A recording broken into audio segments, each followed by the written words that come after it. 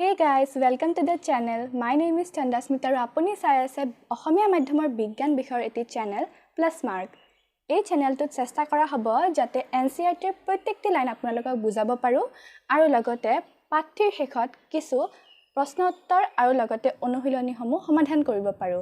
গতিকে দেৰি নকৰি আহা আমি আৰম্ভ কৰো।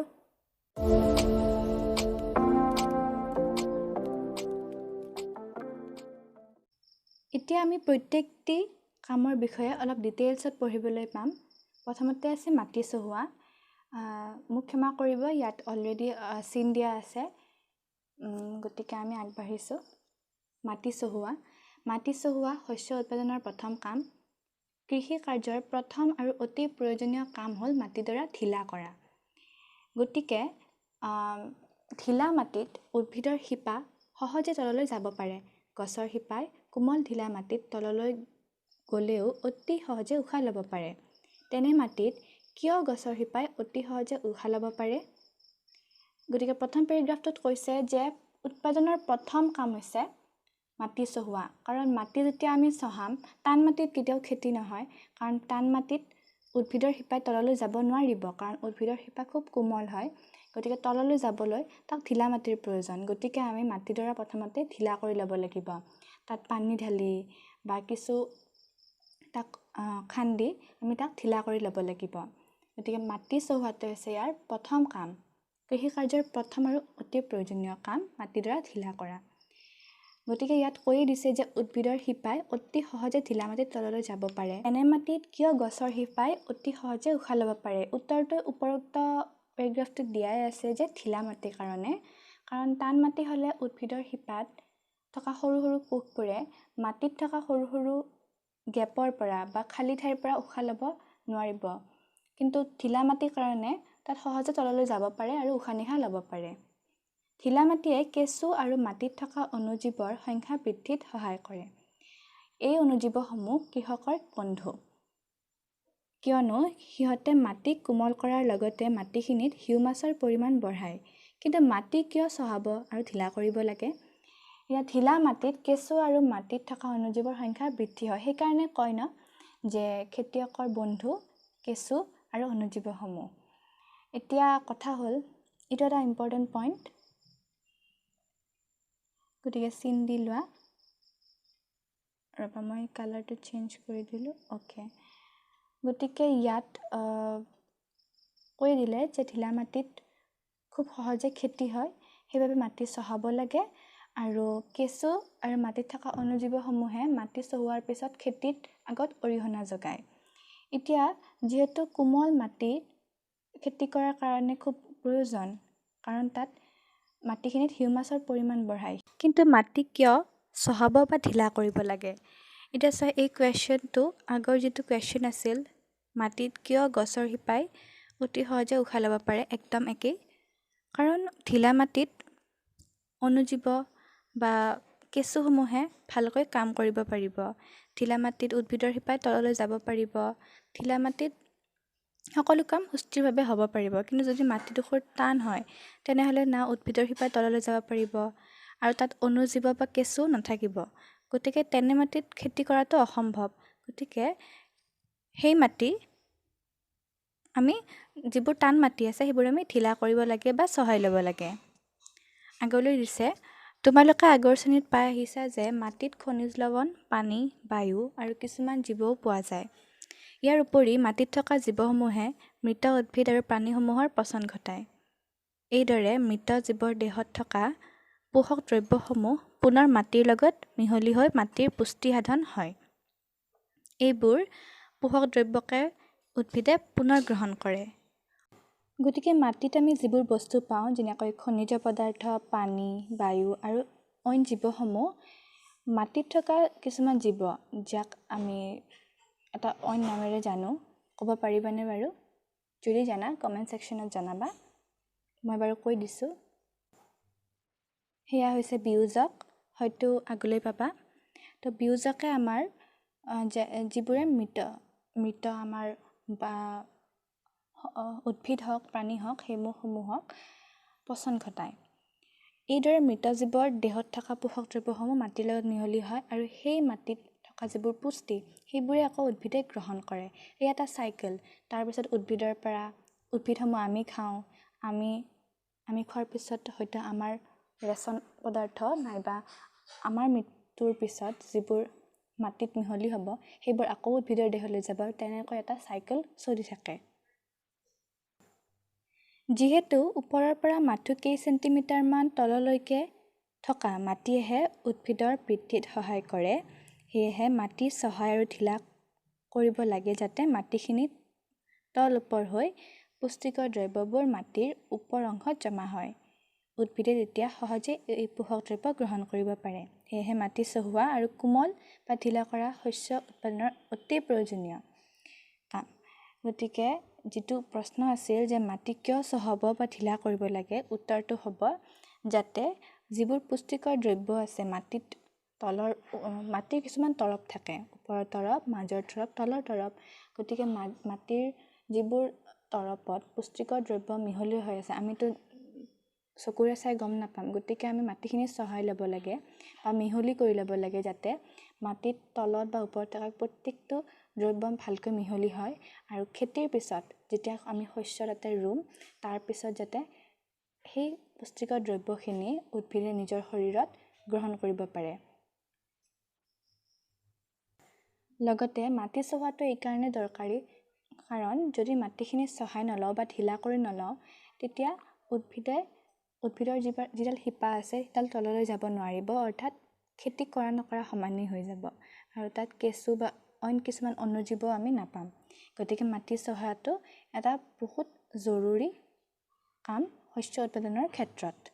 যদি ইয়াত এটা প্ৰশ্ন আহে যে মাটি চহোৱাৰ ওপৰত এটা চমু টোকা লিখিব দিয়ে নাইবা মাটি চহোৱাৰ বিষয়ে লিখা, তেতিয়াহ'লে মাটি চহোৱা কি, আমি মাটি কিয় চহাব লাগে আৰু মাটি চহোৱাৰ ফলত কি কি উপকাৰিতা হয় সেইসমূহ আমি লিখিব লাগিব। এতিয়া এই মাটি চহ কৰা আৰু ঢিলা কৰা পদ্ধতিটোকে মাটি চহোৱা বা হাল বোৱা বুলি কোৱা হয়। এতিয়া আমি হাল বোৱা মানে কি হয়তো নিশ্চয় শুনিছোঁ যে মাটিখিনি চহোৱা, আৰু হয়তো দেখিছোঁ নাঙলৰ দ্বাৰা এই কাম কৰা হয়। নাঙল সাধাৰণতে কাঠ আৰু লোৰ সহায়ত সজা হয়। যদি হাল বোৱাৰ সময়ত মাটিত যথেষ্ট শুকান থাকে তেতিয়া মাটিডৰাত পানী দিয়াৰ প্ৰয়োজন হ'ব পাৰে। হাল বোৱা পথাৰত ডাঙৰ ডাঙৰ মাটিৰ চপৰা থাকে, ইয়াক দলি চপৰা বুলি কোৱা হয়। দলিমাৰিৰ সহায়ত এই দলি চপৰাবোৰ ভঙাটো অতি প্ৰয়োজনীয়। এইদৰে ভাঙি সমান কৰি বীজ সিঁচাৰ লগে লগে পানী যোগানৰ ব্যৱস্থাও কৰিব লাগে। মৈৰ সহায়ত মাটি সমান কৰা হয়। গতিকে ইয়াত কিছুমান এনেকুৱা টাৰ্ম দিয়া হৈছে যিবোৰ হয়তো আমি নাজানো। যদি আমি গাঁও অঞ্চলত থাকোঁ তেতিয়াহ'লে হয়তো আমি জানিম, কিন্তু যদি আমি চহৰ অঞ্চলত থাকোঁ তেতিয়াহ'লেতো একদমেই নাজানো। গতিকে নাঙল হয়তো আমি শুনিছোঁ কাঠ বা লোৰ সহায়ত সজা হয়, আৰু যদি মাটিডোখৰ বহুত বেছি টান তেতিয়াহ'লে তাত পানী দিয়া হয়। আৰু কিছু চপৰা থাকে, খেতিপথাৰত দেখিব পাবা যে কিছুমান টান চপৰা থাকে, সেইবোৰ দলিমাৰিৰ সহায়ত ভাঙি লোৱা হয় আৰু বীজ সিঁচাৰ লগে লগে পানীৰ যোগানৰ ব্যৱস্থাও কৰা হয়। জলসিঞ্চন বুলি কোৱা হয় তাক। আৰু মৈৰ সহায়ত মাটিখিনি সমান কৰা হয়। এইবাৰ যদি গাঁৱলৈ যোৱা তোমালোকে নিশ্চয় চাই ল'বা যে দলিমাৰি কি, মৈ কি, নাঙল কি, তেতিয়া এই কথাখিনি আৰু ভালকৈ বুজিব পাৰিবা। কেতিয়াবা মাটিডৰা চহোৱাৰ আগতেই সাৰ প্ৰয়োগ কৰা হয়। ই চহোৱাৰ সময়ত সাৰখিনি মাটিৰ লগত মিহলি হ'বলৈ সুবিধা দিয়ে। বীজ সিঁচাৰ আগতে মাটিডৰাত পানী ছটিওৱা হয়। অ'কে, তো কেতিয়াবা মাটিডৰা চহোৱাৰ আগতেই সাৰ দিয়া হয় যাতে মাটি যেতিয়া আমি এনেকৈ মিহলি কৰিম তেতিয়া যাতে সাৰখিনি পূৰা মিক্স হৈ যায়, তাৰ কাৰণে আগতেই সাৰ দিয়া হয়। পিছতো দিয়া হয়, কিন্তু আগতে দিয়া হয় যাতে মিক্সটো কৰিমেই, গতিকে সাৰখিনিও একেলগে মিক্স হৈ যাওক, এক গুলিত দুই চিকাৰ। অ'কে, আৰু বীজ সিঁচাৰ আগতে মাটিডৰাত পানী ছটিওৱা হয় যাতে মাটিখিনি অলপ ঢিলা হৈ থাকে সেইকাৰণে। ইয়াৰ পিছত আহিল খেতিৰ সঁজুলি। গতিকে আমি মাটি চহোৱাৰ বিষয়ে পঢ়িলোঁ, এতিয়া আহিব তাৰ ভিতৰত থকা কিছু সঁজুলি যাৰ দ্বাৰা আমি মাটি চহাব পাৰোঁ।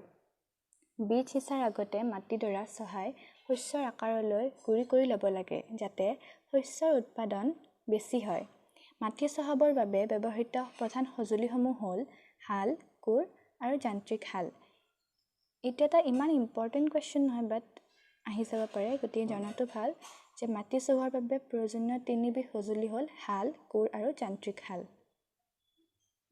যান্ত্ৰিক হাল আৰু হাল টাৰ্মকেইটা প্ৰায় একেই, কিন্তু আমি যদি তিনিটা লিখিব দিয়ে আমি হাল, কোৰ আৰু যান্ত্ৰিক হাল লিখিব পাৰোঁ। তলৰ ফটোখনত আধুনিক কোৰ আৰু নাঙলৰ ফটো দিয়া হৈছে, যিখনি আমাৰ বুকতো আছে, কিতাপখনতো আছে। গতিকে হয়তো আধুনিক কোৰখন নাই দেখা, কিন্তু এই কাষৰ থকা নাঙলৰ ফটোটো আমি নিশ্চয় দেখিছোঁ, সৰুৰ পৰা আঁকি আহিছোঁ। গতিকে এইবোৰ আমাৰ চিৰপৰিচিত কিছু সঁজুলি, যিবোৰ খেতিত ব্যৱহাৰ কৰা হয়। আগলৈ দিছে হাল। অতি প্ৰাচীন কালৰ পৰাই মাটি চহ কৰা, শস্যত সাৰ প্ৰয়োগ কৰা, অপতৃণ নিৰোৱা, চপৰা ভঙা ইত্যাদি কামত হালৰ ব্যৱহাৰ হৈ আহিছে। এই সঁজুলি কাঠেৰে নিৰ্মিত আৰু ইয়াত এহাল বলদ বা অন্য প্ৰাণী, ঘোঁৰা, উট ইত্যাদিৰ দ্বাৰা টনোৱা হয়। ইয়াত শক্তিশালী ত্ৰিভুজ আকৃতিৰ এটি লোৰ পাত লগোৱা থাকে।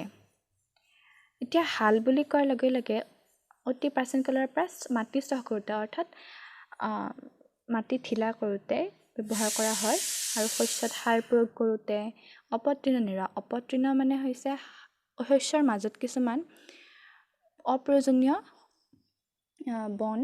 বন টাইপ কিছুমান বস্তু, কিছুমান সৰু সৰু আমি বন দেখা পাওঁ, সেইবোৰে অপতৃণ, যিবোৰত আচলতে কোনো প্ৰয়োজন নাই খেতিত, অথচ সিহঁতে খেতিৰ ক্ষতিহে কৰে। সিহঁতে খেতিৰ বাবে প্ৰয়োজনীয় যিবোৰ সাৰ আছে সেইবোৰ গ্ৰহণ কৰি লয়, আৰু যিবোৰ প্ৰয়োজন আছে শস্যসমূহক সিহঁতে নিজে লৈ লয়। গতিকে অপতৃণসমূহ নিৰোৱাটো অতিকৈ জৰুৰী। আগলৈ আমি পাম চপৰা ভঙা ইত্যাদি।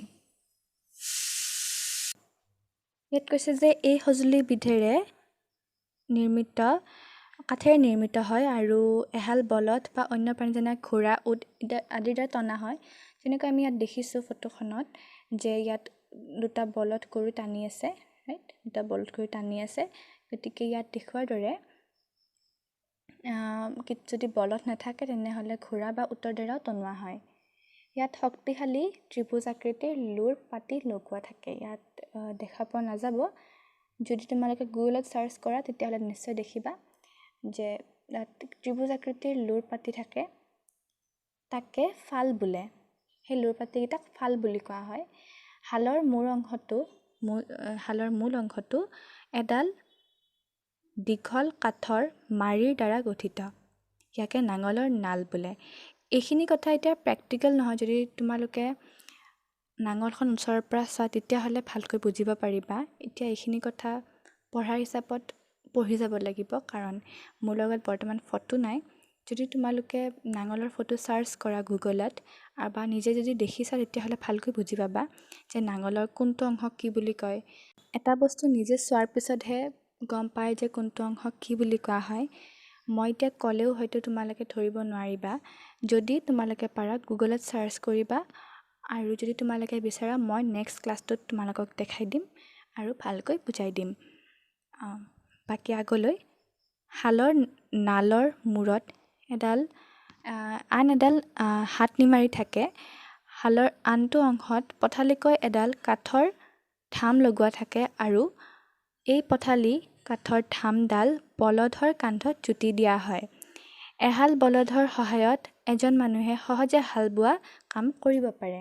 এতিয়া ইয়াত যিবোৰ টাৰ্ম ইউজ কৰা হৈছে, যে হাতনি মাৰি থাকে, হাতনি মাৰিডাল হৈছে নাঙলৰ এটা ভাগ, যিটো থাকিব নাঙলৰ এটা মূৰত। গতিকে ইয়াত দেখা পোৱা হোৱা নাই এইডাল, বাট ইয়াতে দেখা নাপায়। আৰু যিটো ধাম বুলি কৈছে ইয়াত লিখা আছে যিটোৰ সহায়ত বলদ গৰুকেইটাই এনেকৈ ধৰিব পাৰিছে, এইডাল হ'ল ধাম। অ'কে, তাৰপিছত আহিল ইয়াৰ দ্বাৰা সহজে বলদে হাল বোৱা কাম কৰিব পাৰে। আজিকালিৰ লোৰ নাঙলৰ ব্যৱহাৰে পৰম্পৰাগত কাঠৰ নাঙলবোৰৰ ব্যৱহাৰটো বৰ্ধিত হাৰত কমাই আনিছে। কাৰণ কাঠৰ যিটো নাঙল হয় তাত কষ্ট বেছি, আৰু তাৰ তুলনাত যিটো লোৰ নাঙল তাত অলপ কষ্ট কম, আৰু সেয়া নতুন প্ৰযুক্তিবিদ্যাৰ দ্বাৰা নিৰ্মিত যাৰ দ্বাৰা কম কষ্টত বা অধিক উৎপাদন কৰিব পাৰি সেয়েহে কাঠৰ নাঙলৰ ব্যৱহাৰ কমি আহিছে আৰু লোৰ নাঙলৰ হেৰিটো বাঢ়ি আহিছে যদি সংক্ষেপতে আৰু এবাৰ কওঁ তেন্তে হালৰ যোনটো ষ্ট্ৰাকচাৰ সেইটো হিচাপত এই যে মানুহজনে লৈ আছে সেইডালক ক'ব হাত নিমাৰি এইটো হ'ব ধাম বাকীখিনি ইয়াত দিছে যে এইটো হ'ব নাঙলৰ নাল আৰু এইটো নাঙলৰ ফাল আগলৈ কোৰ এবিধ সাধাৰণ সঁজুলি ইয়াক বনৰীয়া ঘাঁহ বন নিৰুৱা আৰু মাটিডৰা ঢিলা কৰাত ব্যৱহাৰ কৰা হয় ইয়াৰ এডাল দীঘল কাঠৰ বা লোৰ মাৰি থাকে আমি ইতিমধ্যে দেখিছোঁ মাৰিডালৰ এটা মূৰত বহল আৰু চেপেটা ভাঁজ কৰা লোৰ পাত লগোৱা থাকে যি ঘাঁহ বন বা মাটি কটাত ব্লেডৰ কাম কৰে এই কোৰবিলাক প্ৰাণীৰ সহায়ত চলোৱা হয় এতিয়া কোৰ বুলি কোৱাৰ লগে লগে আমি ভিডিঅ'টো অলৰেডি দেখিছোঁ খালি আমি মন কৰিব লাগিব যে তাত দীঘল কাঠৰ বা লোৰ মাৰি কোনডালক কোৱা হৈছে আমি অলৰেডি দেখিলোঁ আৰু তাত বহল আৰু চেপেটা ভাঁজ কৰা লোৰ পাত লগোৱা থাকে যিটো চেপেটা অংশ আছিল দীঘল কাচি যোন টাইপৰ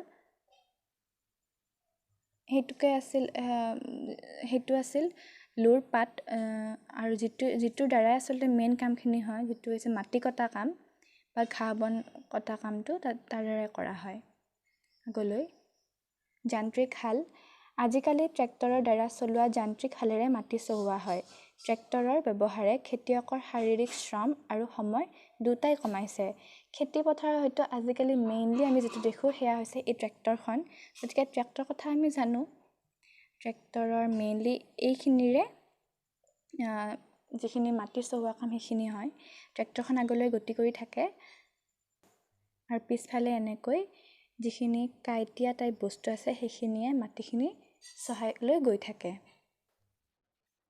okay guys that's it for today's video' আজিলৈ ইমানেই যদি তোমালোকৰ কিবা নুবুজা বস্তু আছে তেন্তে কমেণ্ট ছেকশ্যনত নিশ্চয় জনাবা আৰু পাঠটি শেষ হোৱাৰ লগে লগে মই এটা ভিডিঅ' আপলোড কৰিম য'ত ইয়াৰ প্ৰশ্নসমূহ আৰু অনুশীলনীসমূহ থাকিব গতিকে আজিলৈ ইমানেই বাই বাই